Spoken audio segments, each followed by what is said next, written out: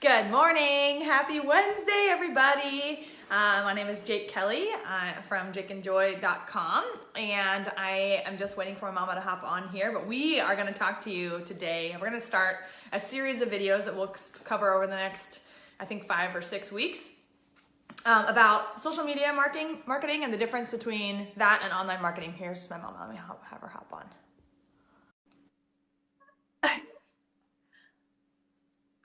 She's liking everything. Hi. Hi. I'm gonna give you a big squeeze. Yeah, through the camera. Hi, I was just telling them. So I don't know if you saw the title of our video, but it's how to not suck at social media and online marketing. Hi, Karen Schovel. What did you title it? How to not suck at social media and online marketing. Cool. Hi, Ariana. Yeah, so let's talk about that today. We're Jake and Joy from jakeandjoy.com, and this is Wake Up Your Badass, and we want to wake up the badass in all of you. Hey, Vanessa. Hey, Ariana. Thanks for jumping on. Let us know where you're jumping on from. Give us a little love in the comments box below, and yeah, let us know where you are. Hi, Jalen. So we want to talk. We want to go into a series because most of you, if you're following us, most likely you are doing some kind of social media something, right? Hey, Peg Browning. So you may be thinking that you are doing online marketing, right? Give us a 1 in the comment section if you think that social media is online marketing. And you would only be partly wrong. And we're going to talk about that over the next coming weeks. And we're going to help you to master online marketing because most of you are following us because you think, hey, Joel, hey, Vanessa. So a lot of you think that you are doing online marketing when you're doing social media, and that is partly true. And we will definitely talk about that. So just stay tuned over these next coming weeks, and you can share these with your friends, and you can come back and watch them again. But what we want to talk about today, we want to start at the very, very, very beginning, because if some of you know our story and some of you do not, but if you do not know our story, we really have this rags to riches story, and you may not think that you are somebody that needs a rags to riches story, and you don't, but you never know when things could shift in your life. Like you might think, Vanessa says your hair looks just fine. So you may think that you don't need a side hustle. You may think that. I did not think I needed a side hustle. Before I got involved with network marketing, I was in the fitness industry. And when I worked for other people, I was paid really well. I worked as a manager and I worked as an instructor and a personal trainer, and I got paid very well hourly. And yes, we're Olympic athletes, absolutely. So I was paid very well working in the fitness industry, but when I opened a health club of my own, that's where things got kind of wonky. And I ended up losing my health club. I owned it with my sister, and Jake and I ended up living in her basement of her foreclosed house because we had used our houses as collateral to start this business. Now, had I been smart and started a side hustle long before, losing the club wouldn't have been that big a deal. I probably wouldn't have lost my house. I probably wouldn't have been living in a basement, but I had this attitude of, first of all, that everything's fine doing what I'm doing, number one. Number two, so I wasn't even looking for something on the side. Number two, I had an attitude about people who did one of those things. So I wasn't even looking at network marketing at all. It was only because I'd been using the product that our company markets. We just have really one product. Well, we have 2 products, but I was using that product for a year, and I got invited to speak at one of their conferences, this little small conference, and I saw what network marketing was for the first time. Hey, Jen. So that was a bit aha for me. Give us a 2 if you're somebody who number 1, you would never, ever, ever start a network marketing business, and now you're doing one. Number 3, give us a 3 if you are not in a side hustle right now. Joel, you need to get off of our call. We're going to kick you off. Okay. So Jake, tell your story a little bit, because your intro to a side hustle was kind of different. Yeah, growing up in network marketing, I had the value of that already instilled in my brain. But I had that same thought of that I would never do this either. I got the value of this type of business, but I couldn't see myself doing it. I had this disconnect between myself and a business like this. And my mom built offline and what we consider old school, which is not old school. It's how you are marketing. But we consider like talking to people in person as old school.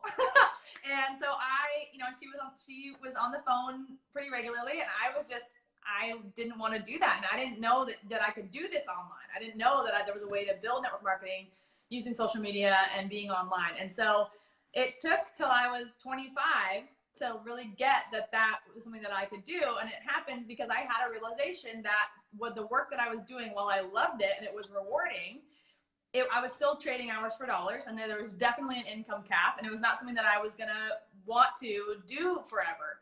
And so that was like my light bulb aha moment, was that like, oh crap, like I do need to start building something that is my own if I really want to have the life that I watched my mom create for us and the life that I know that I want to have. So that's really so even though I grew up in network marketing, I still had that thought. I still had that, like, I'm not going to do that.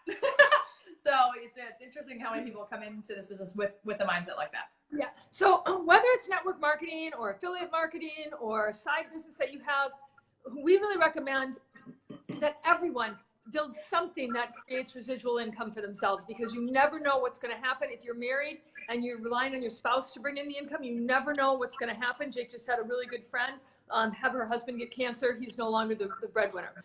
So like that kind of stuff happens. So you never know what's going to happen. So always, once I read Rich Dad Poor Dad, I vowed that unless it was volunteer work, which I do a lot of, unless it was volunteer work, I wasn't going to do anything that didn't create residual income. So give us a 4 in the comment section if that makes sense to you, and we'll be talking about that as this goes on. But so like Jake said, she wanted to do what I had done, but she didn't want to use the old school methods that I used. And that's fine. I still do some old school stuff, but I knew that if I wanted to attract younger people onto my team, I was going to have to learn how to do this thing they called social media. And that's how Jake built her entire business. She got to where it took me 2.5 years to go to the top position.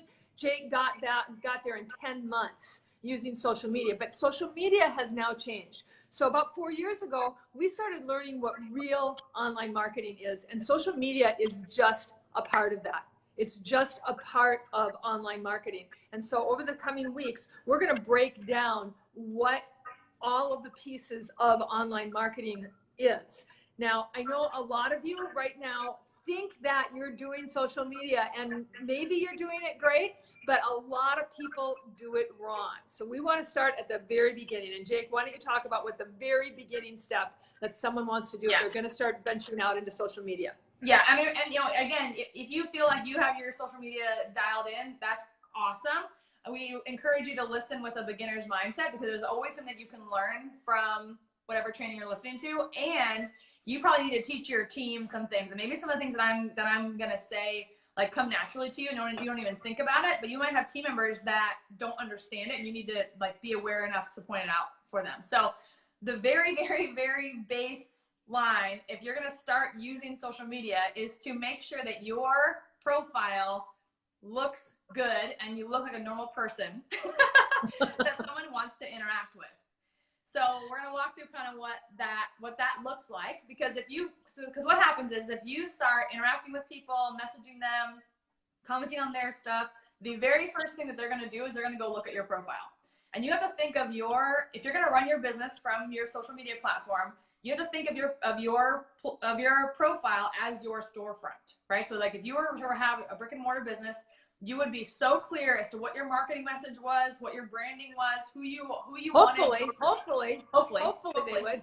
Hopefully, who your ideal customer prospect, like that, you knew who you needed to be for them, and you'd show up that way. If you walked into your grocery store or your whatever Target or whatever, and they had something totally random and not in line with who you know them to be, like in their window display, it would totally throw off your whole vision of them, and it would damage the know, like, and trust that you have with that company. The same thing is true. And let me just say one thing about that. Let me say one thing. So the other thing that I stopped talking a long time before that. The other thing that you want to think about is that if you have more than one profile up, like maybe I started this page, I just realized with my rooftop farm, and I need to go clean that up because I have 2 of them. So I need to get rid of one of them. And you need to make sure that all of the pages that you have on every platform are what's the word I'm looking for? Congruent. That they match each other. They're congruent. Okay, congruent. Because people, thank you. I'm learning from my 31-year-old daughter. But you want to make sure they're congruent, because people will find you no matter where you are on the net. They will find you. We're all sleuths. We're all Snoopy, and we're going to do that. We're gonna go out and find people's backgrounds and find out what they're about. You're gonna try to figure out what company they're with, etc. So, Jake, talk about that a little bit, because there are different fields, different fuels of paths of thought about that. I'm not being able to talk today.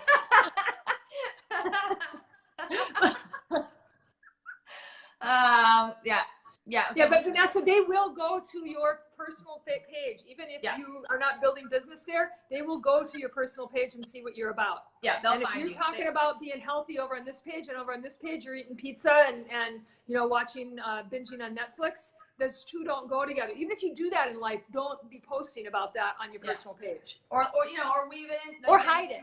Yeah. Or you can hide your personal page too, right? And not take friends. Yeah, you can make it not public if you want. My page is public, just because that's just what I choose to do.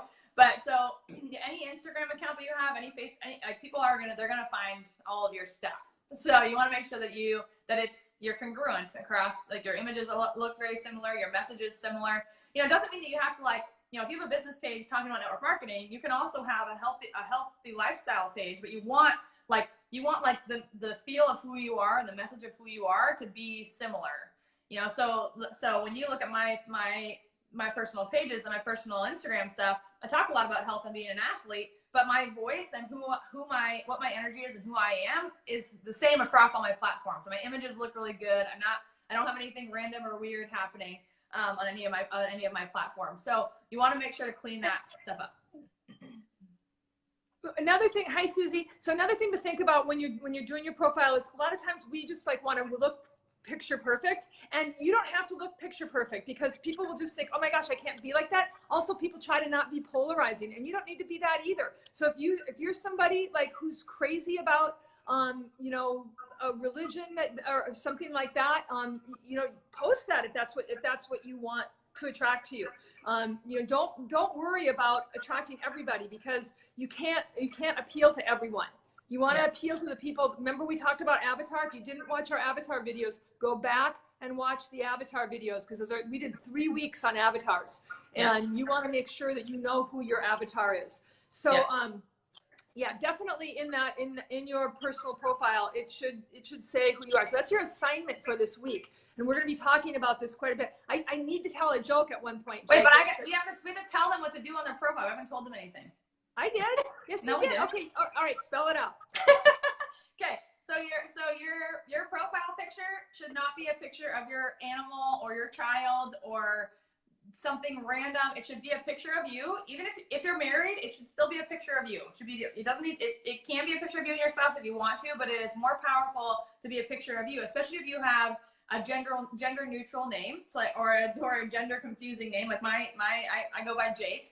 And so when I had a picture of my husband and myself in my profile, people thought that it was a guy who was talking to them.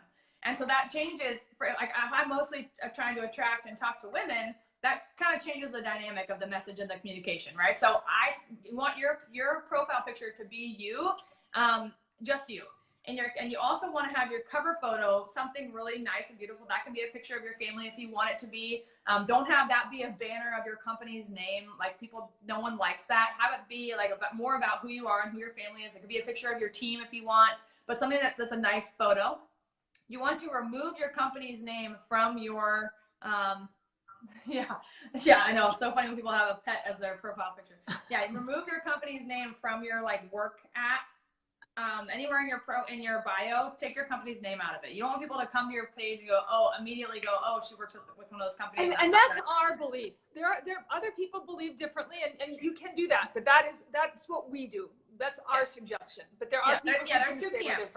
There are two camps about that, and that's just what we found that works best for us, is to keep our company name out of it. You have that little bio. You fill that bio. That's a place for people to get to know you right away. They get to know a little bit about you right away. That little tiny bio. Fill that out. And then in your posting. So no one.